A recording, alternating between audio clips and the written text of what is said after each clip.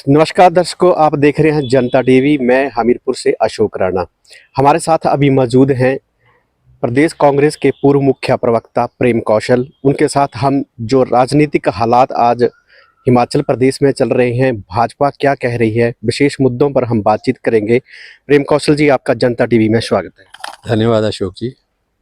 Sir, लगातार जो है भाजपा जो है तिरंगा लहरा रही है, जश्न मना रही है। किस तरह का जश्न मना रही है भाजपा, क्या कहेंगे सर आप? समझ से परे है ये किस बात का जश्न है और ऐसी क्या उपलब्धि है जिसको लेके भारतीय जनता पार्टी ये तिरंगा यात्रा निकाल रही है और जश्न मना रही है। पहली बात तो मैं ये कहूँगा कि जिस पार्टी की सरकार ने देश के तिरंगे को 20 और 25-25 रुपए में लोगों को बेचा और जिस पार्टी का जो मूल संगठन है राष्ट्रीय स्वयंसेवक संघ, जिसके मुख्यालय में और जिसके कार्यक्रमों में कभी तिरंगा फहराया नहीं गया, और जिस पार्टी की सरकारों के उप मुख्यमंत्री और मंत्री देश की सेना का अपमान कर रहे हों, देश की सेना का मनोबल गिराने की बातें कर रहे हों, वो किस चीज़ का जश्न मना रहे हैं और किस बात की तिरंगा यात्रा निकाल रहे हैं, ये एक बहुत बड़ा प्रश्न है जो जनता के भी जहन में है। जनता पूछ भी रही है और जानना भी चाहती है। ये जो घटनाक्रम हुआ पहलगाम का, जो हत्याएं पाकिस्तान से आए हुए आतंकवादियों ने देशवासियों की, उसके बाद जो स्ट्राइक हमारी सेना ने पाकिस्तान के अंदर जाके किया, और उसके उपरांत सीज फायर, और सीज फायर के बाद जो इस मसले के ऊपर चर्चाएं हैं देश के अंदर विदेशों के अंदर आम जनता के बीच में, उनमें कहीं ना कहीं प्रधानमंत्री नरेंद्र मोदी और भारतीय जनता पार्टी की जो छवि है उसको गहरा आघात पहुंचा है, चोट पहुंची है।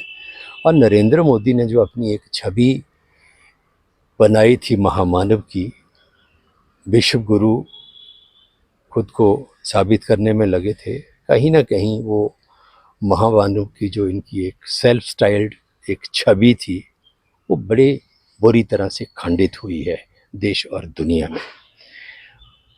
और सरकार की कार्यप्रणाली को लेकर भी कई तरह के जो प्रश्न हैं आज जनता के बीच में हैं। इस पूरे प्रकरण में कहीं ना कहीं जो देश एक महाशक्ति के तौर पर स्थापित हुआ है हमारा, और एक वैश्विक शक्ति के तौर पर जाना जाता है, हमारी उस छवि को भी नुकसान पहुंचा है। और ये नुकसान पहुंचा नरेंद्र मोदी के कमज़ोर नेतृत्व की वजह से।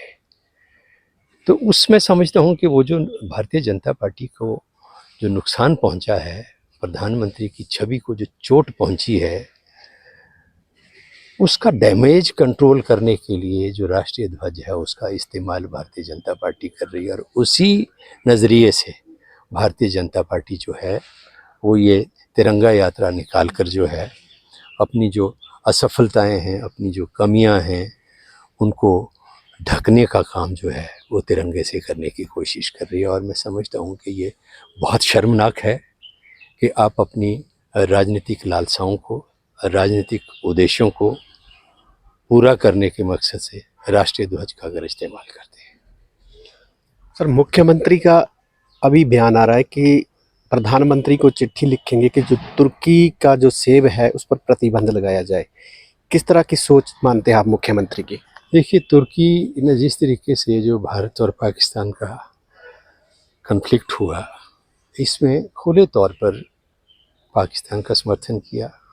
जो ड्रोन पाकिस्तान ने इस्तेमाल किए वो भी तुर्की के बने हुए थे, और वहाँ के जो वज़ीर आज़म हैं उनका भी बयान मैंने सुना कि वो कह रहे हम आगे भी पाकिस्तान को समर्थन देते रहेंगे।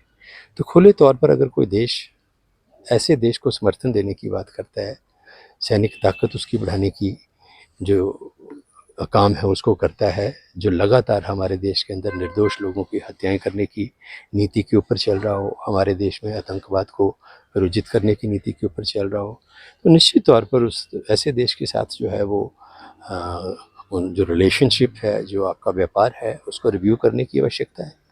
और जहाँ तक हिमाचल के, ये जो हिमाचल के चीफ मिनिस्टर की और दूसरे भी जो हमारे कांग्रेस के नेता हैं, उन्होंने भी, और भारतीय जनता पार्टी के भी कुछ नेताओं ने, वो दिल्ली में जाके, मैं अगर मैं गलत नहीं हूँ तो इस मुद्दे पे ज्ञापन दिया है केंद्र सरकार के कुछ मंत्रियों को कि जो सेब का आयात है तुर्की से वो बंद किया जाए।